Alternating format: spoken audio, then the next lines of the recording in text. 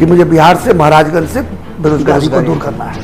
तो संकल्प एक ही है मेरा, यहाँ के बेरोजगारी दूर करने के लिए प्रयास।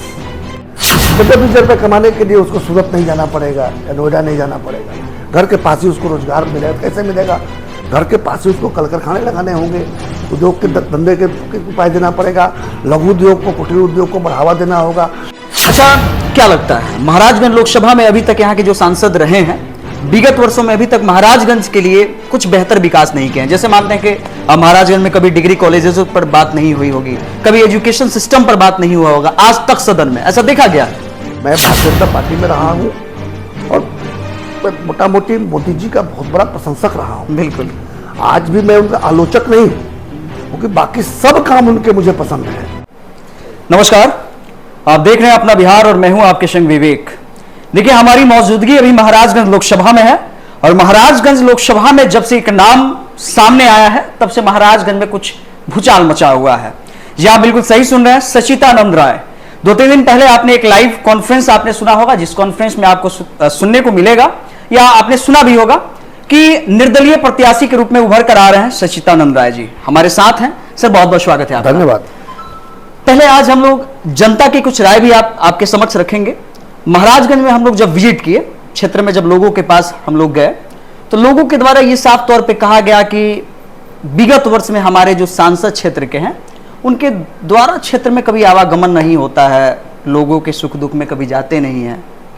क्या कुछ कहिएगा इस पे, क्योंकि लोकसभा अब आ चुका है। अब आपके पास जो लोगों का फीडबैक आ ही गया है, तो जनता तो जनार्दन है और जनता तो किसी डरती नहीं है, पब्लिक है, सब जानती है। तो आपके पास जो सूचना है तो आपने मुझे बताया तो मैं उस पर कमेंट करूं। अच्छा, लोकसभा को आप कैसे देखते हैं? क्योंकि महाराजगंज काफी हॉट सीट माना जाता है।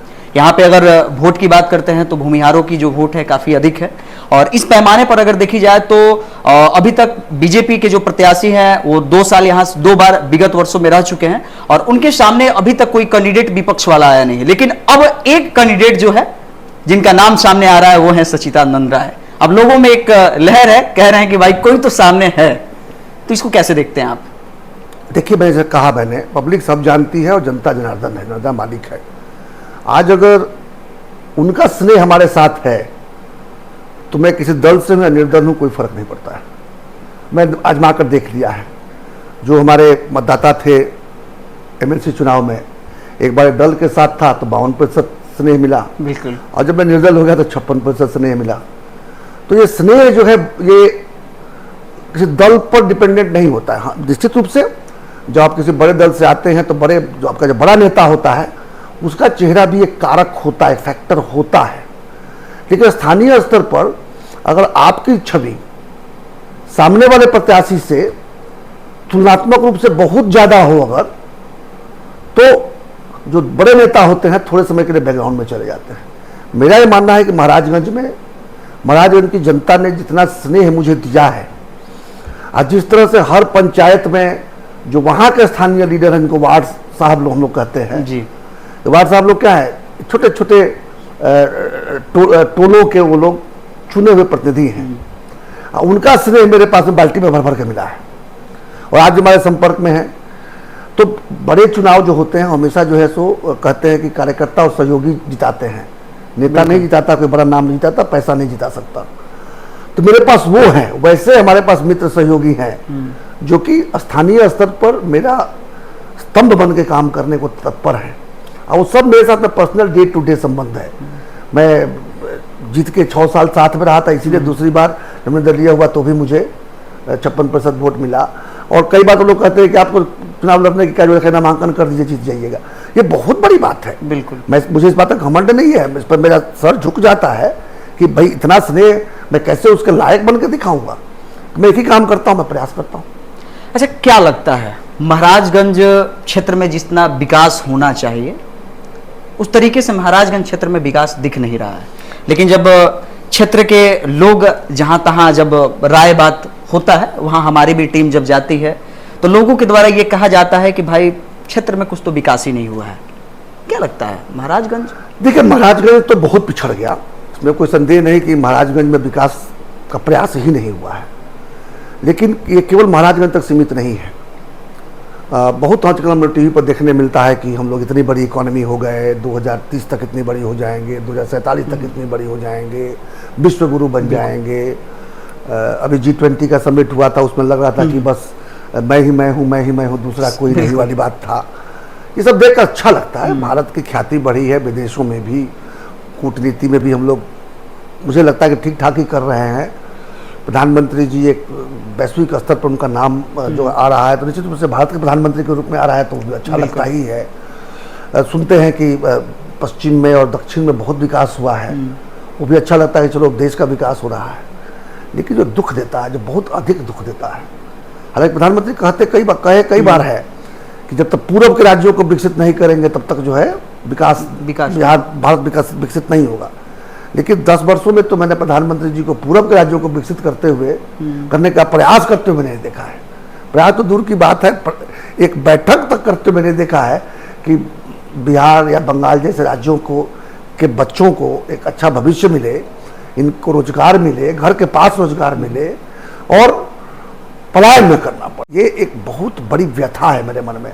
मैं भारतीय जनता पार्टी में रहा हूँ और मोटा मोटी मोदी जी का बहुत बड़ा प्रशंसक रहा हूँ। बिल्कुल। आज भी मैं उनका आलोचक नहीं हूँ, क्योंकि बाकी सब काम उनके मुझे पसंद है। अगर किसी एक बात मुझे बेहद नापसंद है तो वो ये है कि आपका एक अंग इतना कमजोर हो गया है। छोटा मोटा अंग नहीं है। 14 करोड़ की आबादी वाला बिहार देख लीजिए, 12 करोड़ की आबादी वाला बंगाल देख लीजिए, इनका हिस्सा देख लीजिए देश की आबादी में कितना है। क्या कारण है कि यहाँ के युवाओं को पलायन करना पड़ता है पढ़ने के लिए और रोजगार के लिए, दोनों के लिए। जो सक्षम है वो पढ़ाई के लिए रोजगार पलायन कर जाते हैं, फिर लौट कर नहीं जाते अपने यहाँ, और जो नहीं पढ़ पाते जब रोजगार खोजने निकलते हैं तो 15,000 20,000 की मजदूरी के दूसरे राज्यों में जाना पड़ता है। ये मेरी बहुत बड़ी शिकायत है प्रधानमंत्री जी से। सरकार उनकी फिर से शायद बन ही जाएगी, 400 का आंकड़ा शायद पार ना हो, एक तो मैं यही कम कर दूंगा तो वो तो दूसरी बात हो गई, लेकिन सरकार तो बनेगी ऐसा आभास हो रहा है। तो इस कार्यकाल में उनसे मेरी अपेक्षा रहेगी कि थोड़े समय के लिए अपना ध्यान पूरी तरह से पूर्वी राज्यों पर केंद्रित कर दें। देखिए, लोग एक ये भी बात कह रहे हैं कि अगर महाराजगंज से सचिदानंद राय जी आ रहे हैं निर्दलीय प्रत्याशी के रूप में, तो आगे जाके वो भी भारतीय जनता पार्टी के साथ ही अटैच होंगे। तो 2 साल पहले भी कहा जा रहा था कि निर्दलीय जीतेंगे, इसके बाद भारतीय जनता पार्टी ज्वाइन कर जाएंगे। वो भविष्यवाणी तो सच साबित नहीं हुई। वैसे राजनीति में कोई भविष्यवाणी नहीं करनी चाहिए। एक बात मानकर चलिए कि कोई भी चुना हुआ प्रतिनिधि या कोई भी नेता तटस्थ रह के राजनीति नहीं कर सकता। उसको एक ना एक पक्ष लेना ही पड़ता है। आप देखिए किसी भी सदन में सत्ता पक्ष है, प्रतिपक्ष है, आपने कोई निष्पक्ष देखा है क्या कि ये 10 सीटें जो है निष्पक्ष लोगों के लिए नहीं, बिल्कुल नहीं। तो आपको तो एक पक्ष लेना ही पड़ेगा। हाँ।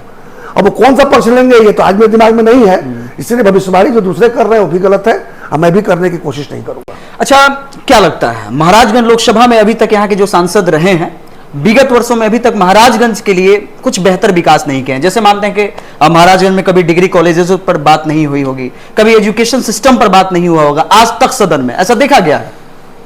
मैं तो विकास की बात ही नहीं, मैं तो प्रयास की बात कर रहा हूँ। विकास तो तब ना होगा जब प्रयास होगा। तो विकास के लिए प्रयास ही नहीं हुआ, मेरी तो शिकायत यही है। अब प्रयास करेंगे तो आज नहीं तो कल थोड़ा समय लगेगा, विकास होगा, चीजें बदलेंगी।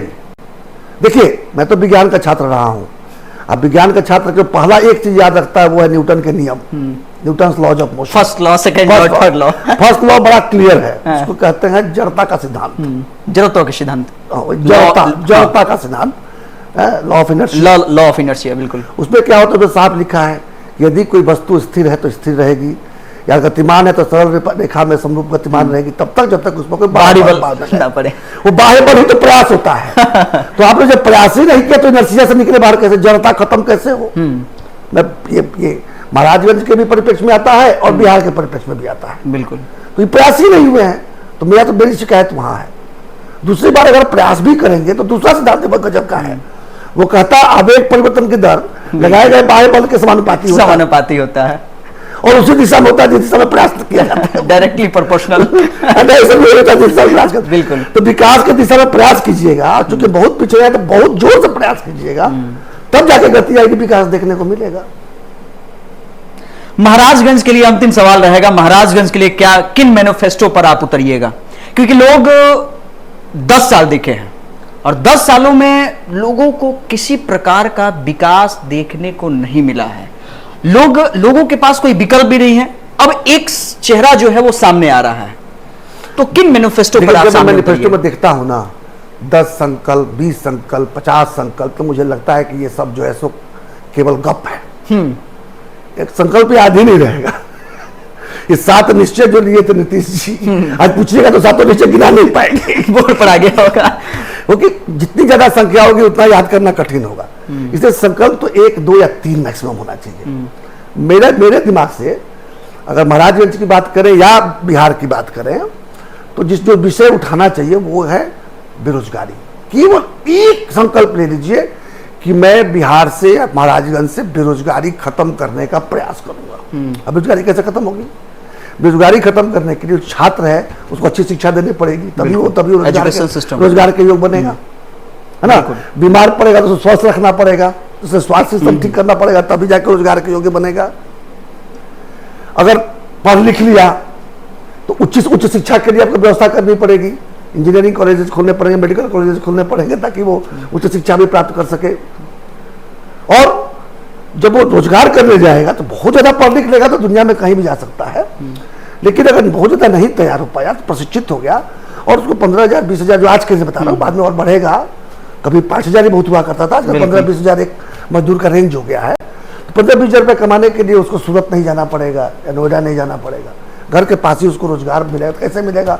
घर के पास ही उसको कल कारखाने लगाने होंगे, उद्योग के धंधे के उपाय देना पड़ेगा, लघु उद्योग को, कुटीर उद्योग को बढ़ावा देना होगा, मार्केट से उसका कनेक्टिविटी देना होगा, किसानों की आमदनी बढ़ाने के लिए खेतों में जो है उत्तम किस्म के कृषि के लिए प्रयास करने होंगे, उनको मार्केट से कनेक्टिविटी देना होगा। ये सारे काम तब होंगे जब केवल एक संकल्प आप लेंगे कि मुझे बिहार से महाराजगंज से बेरोजगारी को दूर करना है। तो संकल्प एक ही है मेरा, यहाँ के बेरोजगारी दूर करने के लिए प्रयास, बस एक ही काम मैं करूंगा। चलिए, बहुत बहुत धन्यवाद। बहुत बहुत धन्यवाद।